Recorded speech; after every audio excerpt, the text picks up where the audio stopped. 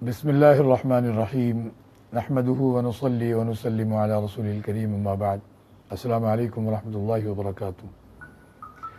آج کے مضمون میں ایک ایسی چیز کی طرف توجہ دلانا ہے کہ جس میں ہمارا رویہ جو ہے وہ عموماً لاپرواہی کا ہوتا ہے۔ ہمارے سے مراد یہ کہ مسلمانوں میں اس طرف اتنی توجہ نہیں دی جاتی اور اس کا اہتمام زیادہ نہیں کیا جاتا، بلکہ یوں سمجھ لیں کہ جو نا ذہن میں وہ خاکہ رکھا ہی نہیں جاتا۔ شریعت میں یا اسلامی تعلیمات میں بعض امور اور بعض معاملات ایسے ہیں جو اختیاری طور پر چھوڑ دیے گئے ہیں کہ اپنا اختیار دے دیا گیا ہے۔ ان میں سے فرائض کے بعد جو عام عبادات ہیں جیسے نوافل وغیرہ ہیں یا مستحبات ہیں، یہ ہمارے اپنے اختیار میں شریعت نے دے دیے۔ مشہور ہے نا کہ جتنا گڑ ڈالو گے اتنا میٹھا ہوگا۔ بظاہر تو یہ مستحبات، یہ نوافل ہماری اپنے روٹین کی زندگی میں، معمول کی زندگی میں ہمیں یہ ہلکے محسوس ہوتے ہیں، لیکن ان کا وزن اللہ تعالیٰ کے بہت زیادہ ہے۔ چاہے اس کا تعلق جو ہے عام مستحبات سے ہو یا جناب نبی کریم صلی اللہ تعالیٰ علیہ وسلم کی عادات طیبہ سے ہو، جن کا معاملہ یا تو محض زندگی کی ایک ضرورت ہوتی ہے اس سے یا عبادت سے ہو، تو عام طور پر یہ دیکھنے میں آتا ہے کہ انسان اس طرف زیادہ التفات نہیں رکھتا۔ اس کے برعکس جو خاص لوگ ہیں تو ان کی خصوصی توجہ ان چھوٹی چھوٹی چیزوں اور چھوٹی چھوٹی باتوں اور آداب اور مستحبات پر بہت زیادہ ہوتی ہے۔ مثلا ایک چھوٹی سی بات ہے کہ ہم نماز کے لیے جیسے مرد حضرات ہیں وہ مسجد جاتے ہیں اور مسجد میں نماز ادا کرنی ہے، تو عموماً ہم گھروں سے چلتے ہیں، تو اگر گھر سے نکلتے ہوئے ہم وضو کر کے چلیں تو اس کی فضیلت بہت زیادہ ہے، فضیلتوں میں بہت اضافہ ہو جاتا ہے، ایک ایک قدم پر اجر و ثواب بہت زیادہ ملتے ہیں۔ اور وہی وضو جو ہم مسجد میں آگے کر رہے ہیں تو فضیلت میں کمی آ جاتی ہے۔ یا اسی طریقے سے ہم وضو کر رہے ہیں، وضو میں اگر ہم نے مسواک استعمال کر لی تو اسی مسواک کے کر لینے کی وجہ سے نماز میں 27 درجے اضافہ ہو جاتا ہے۔ اسی طرح اور بہت سے معاملات ہیں جن میں اہتمام کر لینے کی وجہ سے وہی عبادت جو ہے بہت زیادہ اہمیت کی حامل ہو جاتی ہے۔ یا سنتیں ہیں جو اگرچہ عبادات سے تعلق نہیں رکھتی ہیں، جناب رسول اللہ صلی اللہ تعالی وسلم کی عادات طیبہ سے تعلق رکھتی ہیں، جیسے مثلا جوتا پہننے اور اتارنے کی سنت ہے۔ اب یہ فی نفسی عبادت نہیں ہے، لیکن جناب رسول اللہ صلی اللہ تعالی وسلم کے انداز پر اور آپ کے طور طریقے پر، آپ کی اتباع میں اگر کوئی اس پر عمل کرتا ہے تو یہ سنت بن جاتی ہے، اور سنت کی وجہ سے یہ جو ہے عبادت بن جاتی ہے۔ عام ضرورت ہے، عام عادت ہے، عام استعمال ہے، لیکن اتباع سنت کی وجہ سے یہی عمل جو ہے عبادت میں ڈھل جاتا ہے اور عبادت بن جاتا ہے، زندگی جو ہے وہ بندگی بن جاتی ہے۔ ویسے بھی شاعر نے صحیح کہا ہے کہ زندگی آمد برائے بندگی، زندگی بے بندگی شرمندگی۔ اور ویسے بھی سنتوں میں جو معمولات ہیں عام ضروریات کے بھی، تو ان کا بھرپور فائدہ زندگی میں تو ہوتا ہی ہے، اور مرنے کے وقت بھی ہوتا ہے، مرنے کے بعد بھی ہوتا ہے۔ خاص طور پر امام الہند شاہ ولی اللہ محدث دہلوی رحمۃ اللہ علیہ نے غالباً حجت اللہ البالغہ جو ان کی مایہ ناز کتاب ہے اس میں انہوں نے یہ بات فرمائی کہ سنتیں جو ہیں یہ آخرت میں روز محشر میں حوض کوثر کی صورت میں ڈھل کر آدمی کو ملے گی۔ اب جس شخص نے جتنا سنتوں کا اہتمام کیا ہوگا، جتنا ان کے جو ہے زندگی میں سنتیں شامل ہوں گی، تو اسی اعتبار سے وہاں پر وہ حوض کوثر سے سیرابی اس کو نصیب ہوگی۔ اسی طرح سے دوسری جو چیز ہے وہ یہ کہ اہل جنت جب جنت میں داخل ہو جائیں گے تو جنت میں داخل ہونے کے بعد دیکھیں گے کہ جنت میں سارے لوگ گئے، سب کو جنت میں درجات ملے اور بڑے وہاں پر جو ہے سلسلے ہوئے، لیکن کیا کہ بعض جنتی جو ان کی جنت بہت زیادہ تزئین و آرائش سے معمور ہوگی اور بہت ہی خوبصورت ہوگی، دیکھنے میں ایک دم سے جو ہے الگ ہی وہ نظر آ رہی ہوگی۔ تو یہ لوگ حیران ہوں گے کہ ہم بھی جنت میں آئیں، یہ بھی جنت میں آئیں، تو یہ تزئین و آرائش میں اتنا بڑا فرق کیوں ہے؟ تو انہیں جب وہ پوچھیں گے، استفسار کریں گے، سوال کریں گے، تو انہیں بتایا جائے گا کہ یہ جو جنت ہے یہ ان لوگوں کی ہے کہ جو دنیا میں سنتوں کا بھرپور اہتمام کرتے تھے. چھوٹے چھوٹے آداب اور مستحبات کے درجے میں بھی جو سنت ہوتی تھی ان کو بھی یہ عملاً اپنا کے رکھتے تھے. تو اس کی برکت یہ نکلی ہے اور اس کی جو ہے جزا اللہ تعالیٰ کی طرف سے یہ مل رہی ہے کہ آج جنت میں دیگر جنتیوں کے مقابلے میں ان کی جنت جو ہے وہ یعنی زیادہ جو ہے مزین ہے اور الگ ہی اس میں جو ہے خوبصورتی میں اور آرائش و تزئین میں اضافہ ان کو ملا ہے. تو یہ فائدے بھی آخرت کے اعتبار سے موجود ہیں. باقی دنیا میں ایک بہت بڑا فائدہ یہ بھی ہے کہ ایک حدیث مبارکہ ہے جس میں یہ بھی مضمون آتا ہے کہ من عادى لي وليا فقد آذنته بالحرب، کہ جو شخص میرے ولی سے دشمنی کرے گا یا دشمنی کرتا ہے تو میں اس سے اعلان جنگ کرتا ہوں. بعض بزرگوں نے فرمایا نا کہ قرآن کریم میں اللہ تعالیٰ نے اعلان جنگ کا جو سلسلہ فرمایا ہے اور جنگ کا اعلان فرمایا ہے سود کے حوالے سے فرمایا کہ سود کے معاملے میں اگر کوئی پیچھے نہیں ہٹا اور سود میں رہا ملوث تو اس سے اعلان جنگ کا فرمایا. فَأَذَنُوا بِحَرْبٍ مِّنَ اللَّهِ وَرَسُولِهِ، تو اللہ رسول سے اعلان جنگ کا جو ہے نا فرمایا. تو دوسرے نمبر پر یہ حدیث قدسی کا مضمون ہے جس میں فرمایا من عادى لي وليا فقد آذنته بالحرب، جو میرے ولی سے، میرے دوست سے، میرے نیک بندے سے دشمنی کرے گا تو میں اس سے اعلان جنگ کرتا ہوں. تو یہ بہت بڑی بات ہے. اسی حدیث مبارکہ میں مضمون ہے کہ اللہ تعالیٰ کو سب سے زیادہ جو پسند ہیں اعمال میں وہ بندے کے ذمے جو فرائض لگائے ہیں، فرض، تو وہ فرض ادا کرنا اللہ تعالیٰ کو سب سے زیادہ پسند ہے، سب سے زیادہ محبوب ہے کہ اللہ کا حکم ہے اور بھی بندہ اس کو پورا کر رہا ہے. پھر اس کے بعد فرمایا اچھا فرض کی جب بات آتی ہے تو فرض میں ہمارا ایک ذہن یہ بنا ہوا ہے، اس میں بھی ہم ذرا تھوڑا سا اپنا رویہ درست کر لیں کہ فرض کے نام سے ہم یہ سمجھتے ہیں شاید نماز یا رمضان کے روزے یا زکوٰۃ وغیرہ. فرائض جو ہوتے ہیں نا، فرائض میں آپ حقوق اللہ کو بھی لے لیں یعنی عبادات کو بھی لے لیں اور حقوق العباد کو بھی لے لیں، وہ بھی ہمارے فرائض میں شامل ہوتے ہیں. بیوی ہے، بچے ہیں، والدین ہیں اور متعلقہ جو جن کے حق اللہ تعالیٰ نے رکھے ہیں تو ان کو بھی ذہن میں رکھنا ضروری ہے. تو جو چیزیں اللہ پاک نے ذمہ لگائی ہیں تو فرض منصبی کے اعتبار سے اس سے عہدہ برا ہونا یہ ضروری ہوتا ہے. تو اس طرف بھی توجہ ہمیشہ رکھنا ضروری ہے کہ حقوق اللہ کے ساتھ ساتھ حقوق العباد، اور اللہ تعالیٰ کے جو ہے حقوق العباد کے معاملات بڑی اہمیت رکھتے ہیں اور ویسے بھی عام مخلوق کے حساب سے بھی بڑا اہمیت کا معاملہ ہے. جیسے فرمایا نا الخلق عیال اللہ، ساری مخلوق جو ہے اللہ تعالیٰ کی فیملی ہے، اللہ تعالیٰ کا کنبہ ہے، اللہ تعالیٰ کا خاندان ہے. فَأَحَبُّ إِلَى اللَّهِ مَنْ أَحْسَنَ إِلَىٰ عَيَالِهِ، فرمایا اللہ تعالیٰ کے نزدیک وہ بہت زیادہ محبوب ہے اور بہت زیادہ پسند ہے وہ بندہ، وہ شخص، وہ فرد جو اس کے کنبے، اس کی فیملی کے ساتھ جو ہے، اس کے خاندان کے ساتھ یعنی مخلوق خدا کے ساتھ اچھا برتاؤ کرے، اچھے معاملات کرے تو اللہ تعالیٰ کا محبوب اور مقرب بن جاتا ہے. تو یہ چیزیں بھی بڑے ذہن میں رکھنی چاہیے کہ حقوق اللہ کے ساتھ ساتھ حقوق العباد دونوں میں توازن ہونا ضروری ہے. یہ ہمارے فرائض میں شامل ہوتا ہے. تو سب سے زیادہ محبوب چیز کیا ہے اللہ تعالیٰ کے ہاں؟ جو بندے کے ذمے لازم ہے اس کو ادا کرے. اب اس کے بعد یہ جو حدیث قدسی کا مضمون ہے، مفہوم ہے، اس میں پھر فرمایا کہ جو بندے فرائض ادا کرتے رہتے ہیں پھر اس کے علاوہ کچھ وہ مستحب کام ہے، نفلی کام ہے، اس درجے کے کام وہ انجام دیتے رہتے ہیں، بھلے تھوڑے ہی ہوں لیکن وہ انجام دیتے رہتے ہیں. تو یہ پابندی سے انجام دینے کی وجہ سے کیا فائدہ ہوتا ہے؟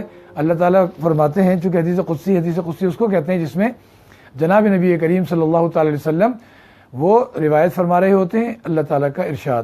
تو اس میں زیادہ تر یہ ہوتا ہے کہ یا ابن آدم کر کے اللہ تعالیٰ مخاطب کرتے ہیں اور حضور فرماتے ہیں ان اللہ تعالیٰ یقول یا ابن آدم، اور یہ بھی جو ہے بغیر فرشتے کے واسطے سے براہ راست جناب رسول اللہ صلی اللہ تعالی وسلم کے قلب اطہر پر جو ہے یوں سمجھ نازل کی جاتی ہے، القاء کی جاتی ہے. تو اس میں حضور روایت نقل فرما رہے ہوتے ہیں اور ارشاد جو ہے وہ اللہ تعالیٰ کا ہوتا ہے، اگرچہ یہ قرآن نہیں ہوتا.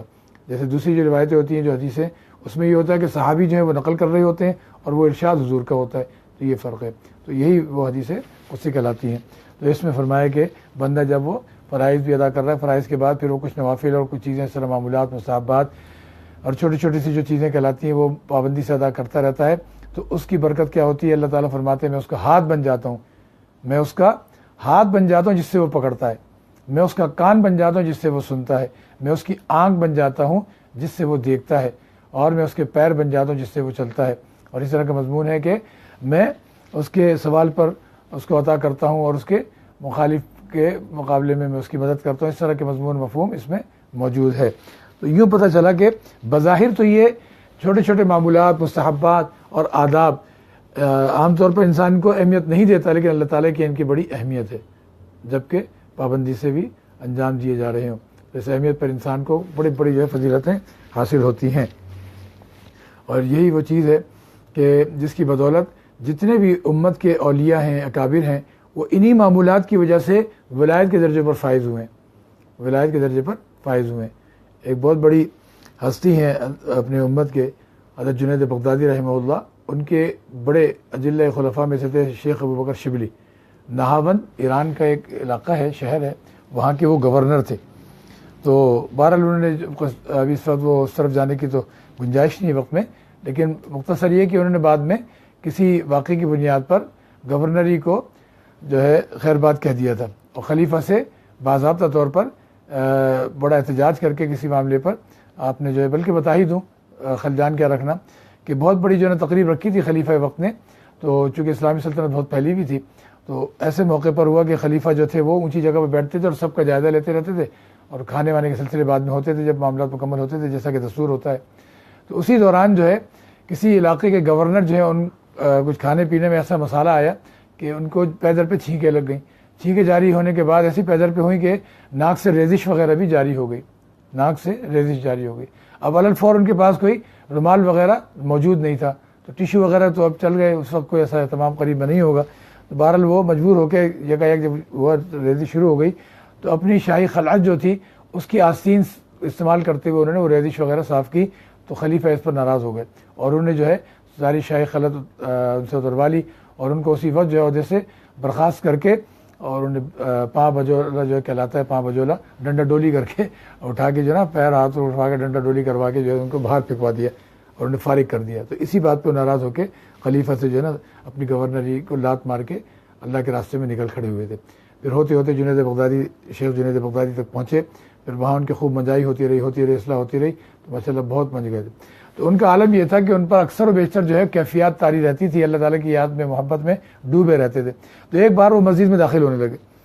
اب مسجد میں داخل ہونے کے لیے جب پہنچے، اب وہ وہاں کھڑے ہوئے ہیں، کبھی سیدھا پیر جو ہے ہلا رہے ہیں زمین پہ اس طریقے سے مار رہے ہیں، اور کبھی الٹا پیر۔ تو اتنے میں ان کے خود ایک جو ہے پیر بھائی آ گئے ان کے ساتھی، تو وہ سمجھتے تھے ان کی کیفیت کو اور حال کو۔ اس کو جو ہے نا اصطلاح تصوف میں جذب کی کیفیت کہتے ہیں، جذب کی کیفیت۔ تو وہ سمجھ گئے کہ وہ اس وقت جو ہے یہ مسجد میں داخل ہونا چاہ رہے ہیں، اور یہ اس وقت جو ہے ان کا ذہن ویسے تو کام کر رہا ہے، لیکن اب یہ جو ہے نا سنت کے مطابق داخل ہونا چاہ رہے ہیں، لیکن اس وقت یہ نہیں ہو رہا کہ سیدھا پیر داخل کرنا، الٹا یہ چیز میں خلجان میں ہے۔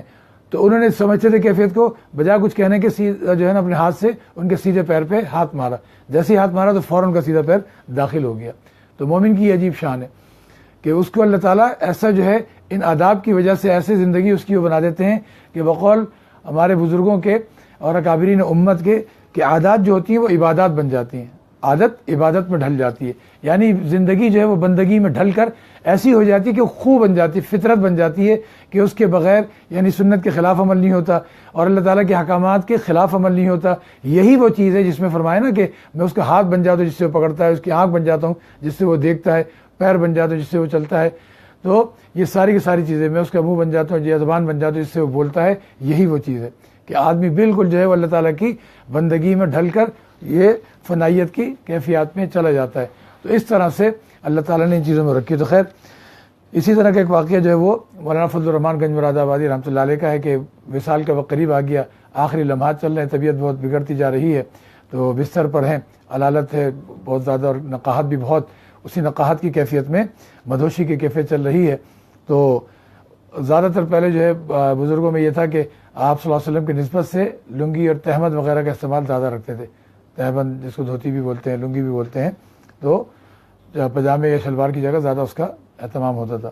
ویسے تو آپ صلی اللہ علیہ وسلم نے پاجامہ یا شلوار جو ہے وہ بہت پسند فرمائی پردے کی وجہ سے، کہ بھئی اس میں پردہ بہت زیادہ ہے، کہ بے پردگی کے امکانات نہ ہونے برابر ہیں، تو اس لیے آپ نے پسند بھی فرمائی اور آپ نے بھاؤ تاؤ بھی فرمایا ہے۔ تو روایتوں میں آتا ہے کہ آپ نے لین دین اور بھاؤ تاؤ فرمایا ہے۔ تو اس طرح کی نوعیتیں ہیں۔ ایک یمن سے جماعت آئی تھی، وہ سب شلوار پہنے ہوئے تھے، بڑی بڑی ان کی شلواریں تھیں، سلسلے تھے، تو اس موقع پر جب وہ آئے تو سارے شلواریں پہنے ہوئے تھے، تو آپ نے بہت پسند فرمایا۔ اور بخاری شریف میں بعض مواقع پہ یہ تذکرے وغیرہ موجود ہیں شلوار کے حوالے سے۔ تو بہرحال وہ جو ہے نا اس وقت میں جو ہے سب لوگوں نے شلواریں پہنی ہوئی تھی. حضور نے بہت ان کے جانے کے بعد پسندیدگی کا اظہار فرمایا. تو روایتوں میں ہے کہ حضرت عمر رضی اللہ تعالیٰ عنہ اسی وجہ سے اس کے بعد سے ہمیشہ شلوار استعمال فرماتے تھے. اس کو اردو میں عربی میں جو ہے سروال کہتے ہیں, اس کی جمع سراویل, اور فارسی میں بھی سروال کہتے ہیں. اسی سے جو ہے منتقل ہو کے ہمارے ہاں جو ہے اس کو شلوار بولتے ہیں, اور اس کے علاوہ پاجامے بھی استعمال ہوتے ہیں. تو بہرحال اس طریقے سے حضرت مولانا گنج مراد آبادی رحمۃ اللہ علیہ جو ہیں ان کو جب آخری وقت تھا تو مریدین نے چاہا کہ بھئی آپ جو ہے نا تہبند استعمال کرتے ہیں اور بیماری کا موقع ہے تو کوئی ایسا نہ بے پردگی نہ ہو جائے, تو پاجامہ وغیرہ پہنا دیتے ہیں. اب وہ پاجامہ پہنانے کی تیاری ہوئی, آپ مدوشی کے عالم میں تھے. جب پاجامہ پہنانے لگے تو ایسی کیفیت میں وہ الٹے پیر میں پہلے داخل کرنے لگے پاجامہ. تو ایک دم سے جو ہے مولانا فضل الرحمان گنج مراد آبادی رحمۃ اللہ علیہ بڑے ہی اونچے درجے کے لوگوں میں سے تھے, بزرگوں میں سے تھے. انگریز وغیرہ بڑے بڑے وائسرائے وغیرہ سارے آپ کی خدمت میں آتے تھے, مرد بھی عورتیں بھی آ کے جو ہے دعائیں لینا اور صحبت میں بیٹھنا, اس طرح سے معمولات مسلسل رہتے تھے. اتنا اللہ پاک نے بزرگی کا اور مقام و مرتبے کا معاملہ عطا فرمایا تھا. تو آپ نے پیر ایک دم سے کھینچ لیا. مریدین سمجھے شاید جو ہے نا ہم تہبند جو ہے نا تبدیل کر رہے ہیں, اس وجہ سے وہ ناپسندیدگی کا اظہار کر رہے ہیں. پھر دوبارہ پیر پھیلا لیا, پھر پھیلانا چاہا, پھر کر لیا. اسی اسنا میں اللہ پاک نے بعض جو ہے جو عقیدت مند تھے, مریدین تھے اور قریب میں جو حضرات تھے, ان کے دل میں ڈالی کہ ہو ہم جو ہے خلاف سنت کر رہے ہیں, شاید اس وجہ سے حضرت جو ہے نا یہ پیر واپس موڑ رہے ہیں, ہم الٹے پیر میں پہلے پہنا رہے ہیں, یہ خلاف سنت ہے. سنت یہی نا, ابھی ہم نے جو ایک جو ہے نا درس پہلے بتایا بھی تھا کہ سنت یہی کہ لباس جب پہن رہے ہو کوئی سے بھی تو دائیں طرف سے پہنا جائے, اور اتار رہے ہو تو بائیں طرف سے پہلے اتارا جائے. یہ سنت کا طریقہ ہے. تو بہرحال یہ جب بات آئی تو سب نے کہا ہاں یہ بات ہو سکتی ہے. جیسے ہی سیدھے پیر میں پہنانے لگے تو حضرت نے پیر پھیلا رکھا اور پہن لیا. یہ بہرحال جو ہے نوعیتیں ہیں. تو یہ چھوٹی چھوٹی فضیلتیں ہیں, چھوٹے چھوٹے آداب, یہ چیزیں. اس بارے میں ہم لوگوں کا جو رویہ ہے وہ یہ ہے کہ ہم لوگ اس طرف جو ہے التفات ہی نہیں برتتے اور لاپرواہی کرتے ہیں, اور عموماً یہ کہہ دیتے ہیں فوراً کہ سنت ہی تو ہے, کیا فرق پڑ جائے گا, سنت ہی تو ہے, کوئی فرض تھوڑی ہے, واجب تھوڑی ہے, سنت ہی تو ہے. تو بزرگوں نے فرمایا سنت ہی تو ہے کا مطلب یہ ہے کہ آپ اس کو ہلکا سمجھ رہے ہیں. اور ویسے بھی جو ہے سنت کو ہلکا سمجھنا تو یہ تو بہت ہی جو ہے بے ادبی کی بات ہے. اگرچہ عقیدے کے اعتبار سے نہیں ہے, نیت جو ہے وہ ہلکا سمجھنے کی نہیں ہے, لیکن ظاہری الفاظ جو ہیں وہ بھی کوئی کم نہیں ہے کہ بھائی سنت ہی تو ہے. ظاہری چیزیں بھی جو ہیں صورتاً بھی اگر کوئی اس میں ہلکا پن آ رہا ہے تو یہ بھی ناپسندیدہ ہے. بالکل آخر میں ایک چھوٹا سا واقعہ بیان کرتے ہوئے جو بڑا سبق آموز ہے اس بات کو جو ہے مکمل کرتے ہیں. سنن ابو داود میں یہ واقعہ موجود ہے. خواتین کی جو ہے مسجدوں میں نماز میں شرکت کے معاملات جو ہیں وہ آپ صلی اللہ علیہ وسلم کے زمانے میں ہوتے تھے, اور جیسے جیسے آداب اور احکامات آتے گئے اس کے مطابق جو ہے سلسلے ہوتے گئے. پھر بعد میں جو ہے اس میں جناب رسول اللہ صلی اللہ علیہ وسلم جو دنیا تشریف لے گئے تو اس وقت جو ہے پھر صحابہ کرام میں مختلف جو ہے رائے ہوئی. بعض حضرات نے کہا کہ بھائی جو ہے نا اب آپ صلی اللہ علیہ وسلم بھی موجود نہیں ہے اور جو ہے نا وقت اور زمانہ کافی جو ہے نا بدلتا جا رہا ہے, تو عورتوں کا گھروں میں نماز پڑھ لینا زیادہ افضل اور بہتر ہے. ام المومنین بھی یہی پسند کرتی تھیں. تو اس صورت میں پھر مسائل بڑے سخت آنے لگے, احکامات سخت آنے لگے. تو اب صحابہ کرام میں اختلاف رائے ہونے لگی. تو اسی میں حضرت عبداللہ ابن عمر رضی اللہ تعالیٰ عنہ جو بڑے ہی زیادہ متبع سنت ہونے کے اعتبار سے صحابہ کرام میں بھی بہت زیادہ مشہور ہیں, حد سے زیادہ ان کی شہرت ہے کہ آپ اتباع میں بہت آگے تک نکلے ہوئے تھے. وقت چونکہ قلیل ہے اس لیے میں وہ پہلو ابھی سو بیان نہیں کر پا رہا, تو لیکن جو بات اس وقت بتانا چاہ رہا ہوں وہ بتا دیتا ہوں سمیٹتے ہوئے بات کو.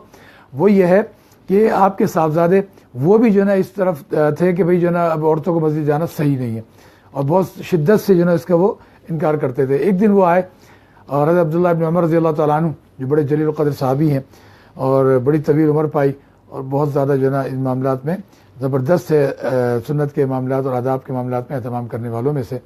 تو ایسی بات چلی تو اس پر جو ہے حضرت عبداللہ ابن عمر رضی اللہ تعالیٰ عنہ اپنے بیٹے سے فرمانے لگے کہ بھئی بات یہ ہے کہ اس سلسلے میں جب آپ صلی اللہ علیہ وسلم نے نہیں منع فرمایا, نہیں روکا, تو ہم کون ہوتے ہیں کہ روکنے والے. بس اس کا جو اہتمام ہے پردے کا, یا جس طرح سے آپ صلی اللہ علیہ وسلم نے سکھایا اس طرح اہتمام ہونا چاہیے. تو اس میں ہم لوگ روکنے والے منع کرنے والے کون ہوتے ہیں. یہ بات آپ فرما رہے تھے, حضور کا ذکر فرما رہے تھے. بیٹے کہنے لگے بھئی کچھ بھی ہو ہم تو اپنی عورتوں کو اور خواتین کو مسجد نہیں جانے دیں گے, ہم تو روکیں گے. بس انہوں نے یہ بات کہی تو حضرت عبداللہ ابن عمر اس بات پر اس قدر ناراض ہوئے, فرمایا کہ تیرا میرا رشتہ ناتا بالکل ختم, تعلق ختم. میں تجھ سے جناب رسول اللہ صلی اللہ علیہ وسلم کے بارے میں کہہ رہا ہوں, آپ کی بات بیان کر رہا ہوں, تو کہہ رہا ہم جو ہے اپنی عورتوں کو نہیں جانے دیں گے. تو کون ہوتا ہے اس بارے میں یہ بات کہنے والا؟ بس تمہارا اور میرا رشتہ جو ہے آج سے ختم, اور اب مرتے دم تک میرے سے کوئی واسطہ نہیں رکھنا اور کوئی تعلق نہیں. اس بات پہ ناراض ہو گئے. یہ جو بات ہے ان کی طرف سے جو یہ بات کہی گئی وہ صورتاً بے ادبی کے اس میں صورتاً جو ہے وہ ایک انکار ہے، حقیقتاً نہیں ہے، نہ ارادتاً ہے، نہ نیت اس میں جو ہے نا حضور کی مخالفت، لیکن صورت ایسی ہے، ظاہراً ایک چیز ہے۔ اسی ظاہراً اور صورتاً چیز پر ہی جو ہے حضرت عبداللہ ابن عمر اپنے صاحبزادے سے ناراض ہو گئے، مرتے دم تک کبھی بھی ان کو دیکھا نہیں، اور کبھی جو ہے نا ان کی طرف یعنی سمجھ لیں التفات نہیں برتا، اور کبھی بھی ان سے جو ہے نا پھر تعلق قائم نہیں کیا، اتنا جو ہے نا شدید ناراض ہو گئے۔ تو یہ بعض چیزیں ایسی ہوتی ہیں بظاہر چھوٹی ہوتی ہیں، لیکن اس میں انسان جو ہے صورتاً بھی اگر وہ ایسا پہلو آ جائے بے ادبی کا یا گستاخی کا، تو بڑے لوگوں کے یہاں وہ بھی بہت بڑی جو ہے نا بات مانی جاتی ہے۔ تو یہ چیزیں اپنی جگہ اہمیت کے حامل ہوتی ہیں۔ تو ہم بھی سنت کا معاملہ ہو، آداب کا معاملہ ہو، تو بڑے ادب احترام سے جو ہے ہمیشہ سینے سے لگا کے رکھیں۔ کوئی اگر کسی چیز میں کوتاہی ہو رہی ہو تو بتا دی جائے کہ بھئی یہ ہماری کوتاہی ہے، لیکن جو ہے سنت ہے یا آداب ہیں، یہ بڑی چیزیں ہیں اور سب اللہ تعالیٰ ہی کے لیے کی جاتی ہیں، اللہ تعالیٰ کی محبت میں کی جاتی ہے۔ مثلا ایک چھوٹی سی بات ہے، مثال کے لیے بتا رہا ہوں میں، صرف مثال کے لیے، کوئی اس سے چڑے نہیں کہ بھئی ٹوپی پہننا ہے، تو سنت آداب میں سے، ٹھیک ہے، نماز بھی ہو جاتی ہے اس کے بغیر، کوئی مسئلہ نہیں ہے۔ لیکن کیا ہے کہ بھائی آپ صلی اللہ علیہ وسلم نے بتایا کہ بھئی اللہ تعالیٰ کی ایک تعظیم اور تکریم ہے، سر جو ڈھانپا جاتا ہے یہ اللہ تعالیٰ کے ادب میں ڈھانپا جاتا ہے، اللہ تعالیٰ کی تعظیم تکریم میں ڈھانپا جاتا ہے۔ یہی وجہ ہے کہ آپ صلی اللہ علیہ وسلم سوائے احرام کی حالت کے آپ ہمیشہ سر ڈھانپ کے رکھتے تھے، کھانا کھاتے وقت، پانی پیتے وقت، بیت الخلا جاتے وقت، یہاں تک کہ جب آپ آرام فرماتے تھے، استراحت فرماتے تھے، تو اس وقت بھی سر ڈھانپ لیتے تھے کسی کپڑے وغیرہ سے۔ تو آپ فرماتے تھے کہ یہ اللہ تعالیٰ کے احترام میں ہے۔ تو یہ اصل گہرائی اگر ہم سیکھ لیں، سمجھ لیں، قاعدے سمجھ میں ہمیں آ جائیں، تو پھر ہم یہ جھگڑے چھوڑ دیں، پھر ہمارے ذہن میں یہ شیطان وسوسے نہ ڈالے یار سنت ہی تو ہے، آداب ہی تو ہے، پھر ہم تو جو ہے نا ان چیزوں کو ڈھونڈیں گے کہ بھی ہمارے رب کا ادب کس چیز میں، احترام کس چیز میں، ہمارے رب خوش کس چیز سے ہو رہے ہیں، کیونکہ کسی کو خوش کر لینے میں کامیابی ہوتی ہے۔ اگر ہم نے رب کو خوش کر لیا نا، راضی کر لیا، پھر اپنے وارے نیارے ہیں اور پھر بلے بلے ہے۔ تو بہرحال اللہ تعالیٰ ہمیں اچھائیاں ڈھونڈنے والوں میں سے بنائے، اور ایک دوسرے کے ساتھ بھی اچھے معاملات رکھ کر چلنے کی توفیق دے، آداب میں بھی اور فرائض میں بھی، واجبات میں بھی، سنن و مستحبات میں بھی خوب اہتمام نصیب فرمائے، ناجائز، حرام اور کبائر ان چیزوں سے اللہ تعالیٰ ہمیں دور رکھے، اور اللہ تعالیٰ مکروہات سے بھی ہمیں بچائے، ہر طرح سے پورا اپنا بنا لے، اور ہمیں ان معاملات میں بھی اونچی سطح پر چلنے والوں میں سے بنا دے۔ وما علینا الا البلاغ، وآخر دعوانا ان الحمد للہ رب العالمین، والسلام علیکم ورحمۃ اللہ وبرکاتہ۔